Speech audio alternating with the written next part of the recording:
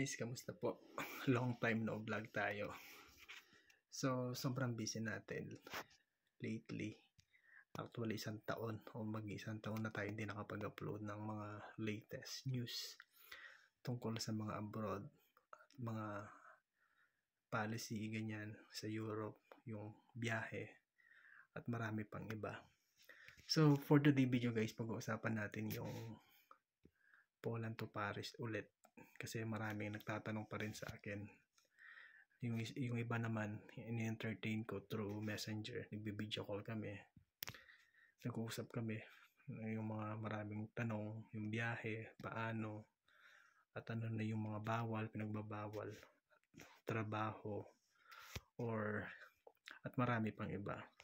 So, for today video guys, pag-uusapan natin ulit ang Poland to Paris. Lalo na yung mga baguhan dyan sa Poland. At yung mga nagja-jump sa ibang part ng Europe tulad ng Spain or France. Iba naman nagja-jump ng Croatia to France, iba Malta to France. Depende, no? Pero ngayon focus natin ulit sa Poland to Paris. Lately kasi nag-update ang kailan ko lang nakita, ipa-plug ko dito yung bagong news na medyo maselan ngayon sa border. Kaya suggest ko yung mga babiyahe na walang papel, lalo na yung mga walang papel pa France, tiyempuhin ninyong Sabado at Linggo ang biyahe ninyo. Or Friday kayo magbiyahe, papasok kayo ng border ng Saturday, and then Sunday nasa France na kayo. Or Saturday ng madaling araw ang biyahe nyo, basta Sunday nandun na kayo sa sa France, let's say France. So, para hindi maigpit sa border. Pero ngayon maselan na sila sa border kasi yung mga nagbabiyaheng walang papel, yung labas-pasok, yung pabalik-balik, iwasan natin yung ikapapahamak natin.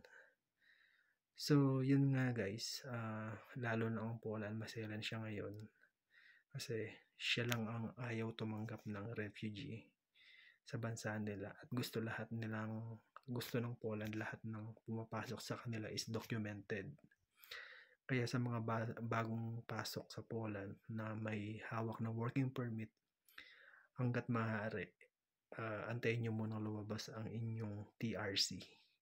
Kapag meron na kayong TRC, so anytime pwede na kayong mag-resign, pwede na kayong lumipat. At kung yung lilipatan nyo naman ay sure ball na may trabaho kayo doon, bakit hindi? Baka doon yung swerte nyo. Depende. Bisan sa Poland, okay na yung iba eh. Sapat na yung sinasahod nila. Okay na sila doon, masaya sila doon. Pero yung iba kasi naghahangad pa ng mas malaking sahod. Katulad nung ginawa namin na nag-jump kami agad sa France. So, may advice ko lang guys. Basta kapag pumapasok kayo ng France, kung sakali man ma-control kayo, kailangan may plan A at plan B kayo ng mga nasa utak niyo na isasagot ninyo. Usually naman kapag na-tiyempuhan kayo ng control, ang tatanong nila, anong gagawin mo sa France? Possibly na i-check pa nila yung bangko mo, kung magkano yung pera mo or magkano yung cash mo. At kung may booking ka na ba, like Airbnb ka na ba doon, may hotel ka na ba doon, ilan araw ka doon, sino bibisitahin mo doon, may kaibigan ka pa doon. So, kailangan na ready kayo lahat sa mga tanong.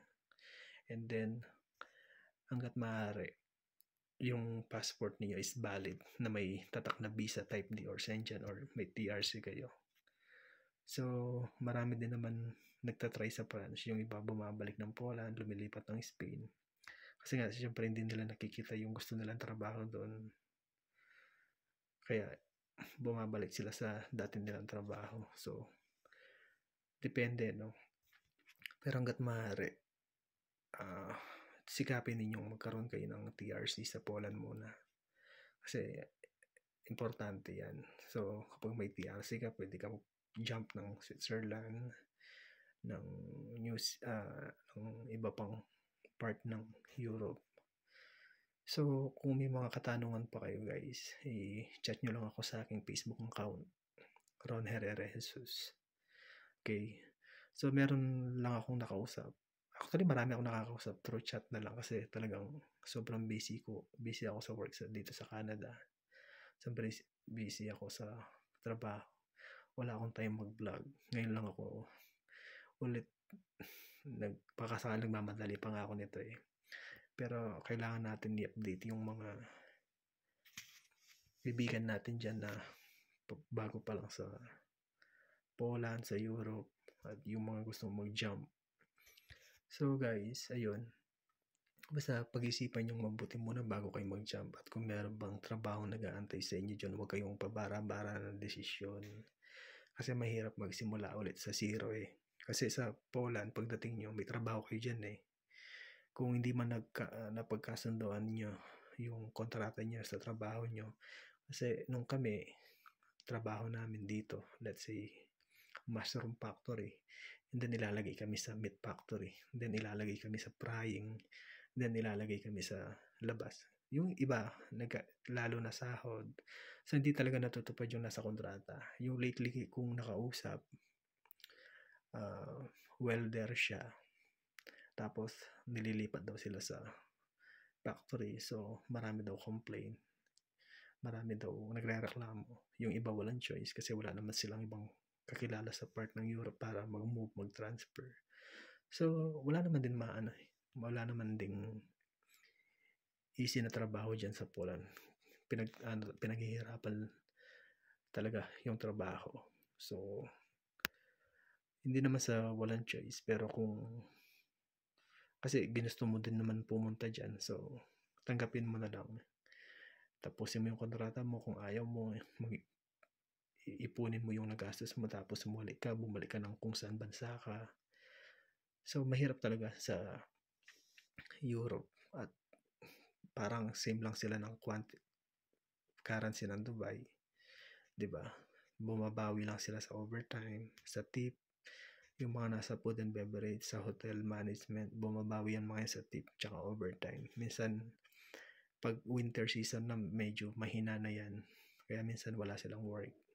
Marami silang day off kasi no work, no pay. Kaya habang nung summer talagang pasok sila ng pasok. Ganyan, no? So ipa-plug ko dito yung yung advisory kung medyo maselan sa border. So ingat kayo kabayan, lalo na yung mga nagbabiyahe. And then update ko din kayo or sabihin ko na ngayon dito na nung umuwi ako ng Pilipinas, galing France, pumasok ulit ako ng Poland. Nagbiyahe ulit ako ng Saturday. Dumating ako sa Poland ng Sunday. Then Poland to Qatar, Qatar to Philippines. So, ganun yung naging biyahe ko. Kasi one exit, one entry ang ginawa ko. Kasi nung pumasok ako ng France from Poland, walang stamp yung passport ko. So parang hindi lumabas ako ng Poland, parang nasa Poland pa rin ako. So kaya nung umuwi ako, bumalik ulit ako ng Poland ako ulit sa Warsaw, sa basta sa airport, Chapin, basta sa Poland ulit. And then ayun, hanggang nakauwi na ng Pilipinas. Kaya pala ako umuwi ng Pilipinas from France kasi nga ito yung Canada. Lumipat ako dito sa Canada. So right now it's 10:48 PM dito guys. Matutulog na din ako maya-maya. So ayun, basta kung may mga katanungan man kayo, mag-chat lang kayo sa akin or mag-comment kayo sa mga vlog. Magre-reply naman ako dyan. Kung pansin yung matagal yung reply ko, i-chat nyo na lang ako sa Messenger. Okay? And then, ayun nga,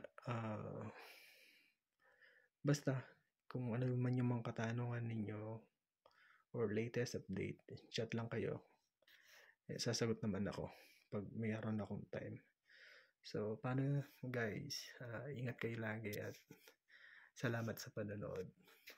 Thank you.